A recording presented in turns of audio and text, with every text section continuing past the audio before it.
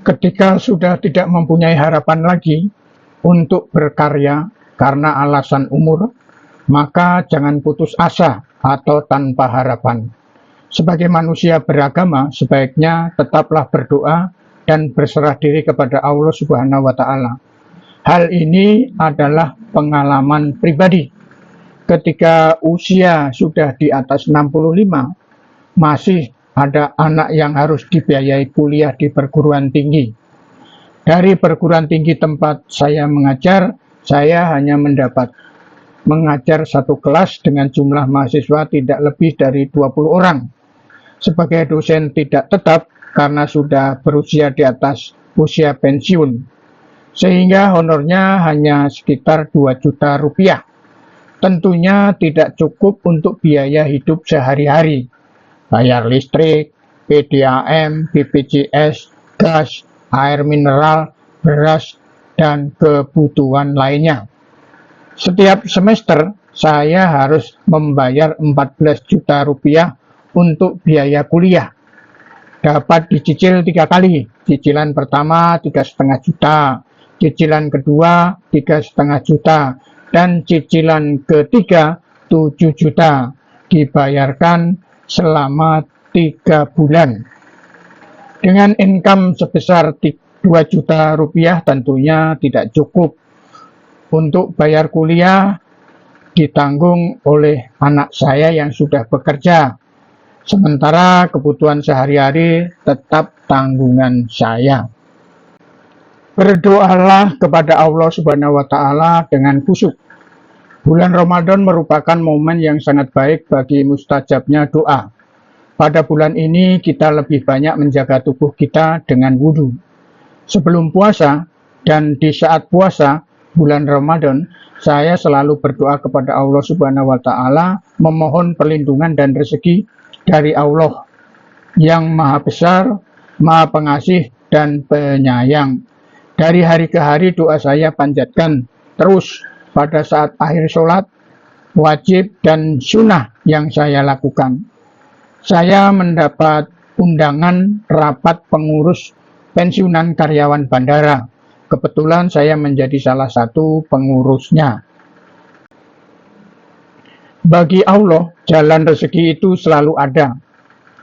Undangan rapat pengurus pensiunan karyawan bandara diadakan pada hari Rabu jam 10 di kantor sekretariat yang lokasinya di salah satu gedung di Bandara Soekarno-Hatta, Tangerang. Jam 8 pagi, saya WA anak perempuan yang sudah bekerja, sudah berkeluarga, minta dipanggilkan taksi online sekaligus bayarnya ke lokasi rapat. Alamat sudah saya kirim lengkap.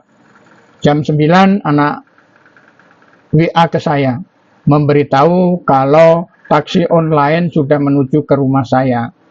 Tidak berselang lama taksi online datang. Segera saya masuk ke dalamnya dan taksi berjalan menuju bandara. Di dalam taksi saya dan Pak sopir berkomunikasi, saling menyapa dan memperkenalkan diri.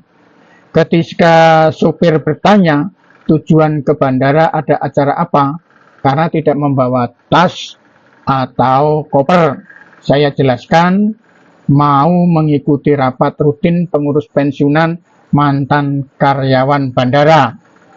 Pak sopir gembira sekali mengetahui saya pensiunan karyawan bandara, karena dia sedang mencari partner orang yang tahu bandara. Pertemuan dalam taksi online. Pak sopir mengajak saya untuk kerjasama mengelola taksi di bandara. Dia akan di-drop oleh bosnya, yaitu 1.000 mobil listrik terbaru untuk taksi VIP. Dia menunjukkan video dari HP-nya. Saya melihat video tersebut ketika dia mengemudikan mobil listrik dengan interior yang sangat bagus. Ada sunroofnya. Video tersebut dibuat oleh customer yang naik. Pak sopir ini mempunyai bos besar yang orang kuat di tanah air yang mempunyai hak impor mobil listrik. Termasuk pemegang sahamnya adalah salah satu orang kuat juga di negara ini. Sebelum mengantar ke lokasi tempat rapat saya, Pak supir minta izin memperlihatkan kantor tempat dia akan kerjasama. Lokasinya ada di ujung pintu masuk Bandara Soekarno-Hatta. Lokasi tersebut penuh dengan mobil taksi yang sedang parkir. Membangun jaringan. Melihat keinginan Pak supir taksi online yang ingin menjadi supplier taksi online dari mobil listrik terbaru, saya segera menghubungi teman-teman lama yang masih aktif di bandara.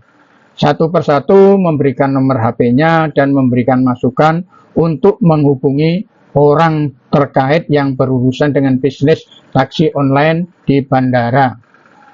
Perkembangan berikutnya adalah Pak sopir taksi online datang ke rumah saya untuk diskusi tentang perusahaan yang dibuatnya. Saya diminta bergabung di dalamnya. Perusahaan tersebut terdiri dari pemilik modal sebagai direktur utama sekaligus bertanggung jawab tentang keuangan. Direktur operasi dipegang oleh Pak sopir dan direktur SDM diserahkan ke saya. Doa yang diterima Allah Subhanahu wa Ta'ala. Doa yang ikhlas dan penuh keyakinan. Rasulullah Shallallahu Alaihi Wasallam bersabda, berdoalah kepada Allah dengan keyakinan bahwa doa itu akan dikabulkan. Dan ketahuilah bahwa Allah tidak akan mengabulkan doa dari hati yang lalai dan tidak serius. Hadis riwayat Tirmidzi. Selanjutnya doa yang sesuai dengan syariat. Doa yang dikabulkan adalah doa yang tidak mengandung unsur dosa, maksiat, atau permintaan untuk memutus tali silaturahmi. Doa dengan kesungguhan dan tidak tergesa-gesa. Rasulullah Shallallahu Alaihi Wasallam bersabda, doa seseorang akan dikabulkan selama ia tidak terburu-buru, yaitu dengan mengatakan, aku sudah berdoa tetapi belum dikabulkan, menurut hadis riwayat Bukhari dan Muslim. Selanjutnya doa di waktu-waktu mustajab. Ada beberapa waktu mustajab yang perlu dilakukan untuk berdoa, di mana doa lebih besar kemungkinan untuk dikabulkan, yaitu sepertiga malam terakhir, saat sujud dalam sholat, antara azan dan iqomah, saat berbuka puasa, hari Jumat, saat hujan turun, waktu antara dua khutbah dalam sholat Jumat. Doa dengan adab yang baik, doa dari orang yang bertakwa dan memakan yang halal. Doa yang diterima oleh Allah Subhanahu wa Ta'ala. Kesimpulannya, doa yang diterima oleh Allah Subhanahu wa Ta'ala adalah doa yang dilakukan dengan penuh keikhlasan, kesabaran, dan keyakinan, serta dilakukan di waktu yang mustajab dengan adab yang baik. Selain itu, menjaga ketakwaan dalam kehalalan dalam kehidupan sehari-hari juga menjadi faktor penting agar doa dikabulkan. Semoga bermanfaat.